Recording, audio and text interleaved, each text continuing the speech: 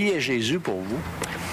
C'est un être supérieur à qui on peut se référer quand on a besoin de, justement, d'avoir des références. C'est celui qui a fait tout ça, ces beautés-là, les beautés de la nature. Pour moi, à la base, c'est un personnage biblique, un personnage mythique. Il est le Dieu de ma vie. Il est aussi mon ami. Je vais à lui pour demander les questions que j'ai. Jésus, pour moi, c'est sûrement le Créateur, lui en qui tout le monde a le plus foi.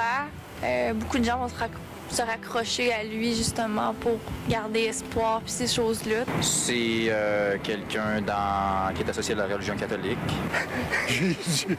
Ah, c'était le fils de l'autre, le fils de Joseph, je suppose. C'est un prophète juif, n'est-ce pas? Un personnage historique.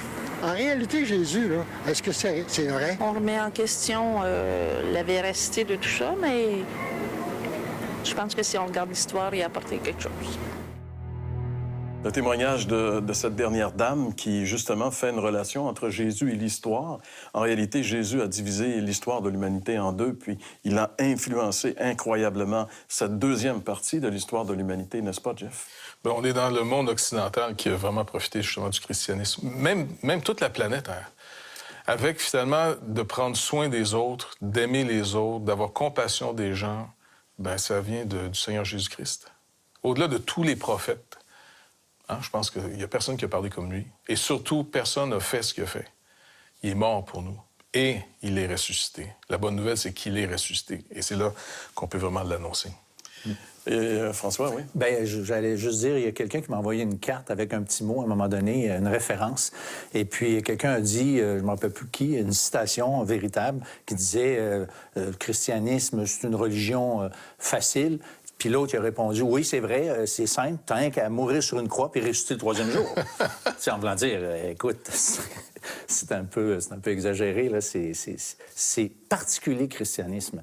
L'Évangile, le Jésus-Christ, ce qu'il a laissé comme empreinte, on n'arrête pas de le citer. T'écoutes à droite, à gauche, puis il y a plein de citations de Jésus encore aujourd'hui, 2000 ans plus tard. C'est comme l'athée qui disait que le christianisme, c'est une invention pour les gens qui ont peur de la noirceur. Et quelqu'un lui avait répondu, il lui disait que le christianisme était une invention pour les gens qui ont peur des ténèbres, de la noirceur. Et un chrétien lui avait répondu, ben, l'athéisme est une invention humaine pour les gens qui ont peur de la lumière. Donc, on va dans un instant découvrir ces premiers passages de l'Évangile de Jean qui nous disent qui est vraiment Jésus-Christ au retour de la pause. Vous avez des questions ou des commentaires sur ce que vous venez d'entendre? Contactez-nous par téléphone ou réagissez sur les médias sociaux.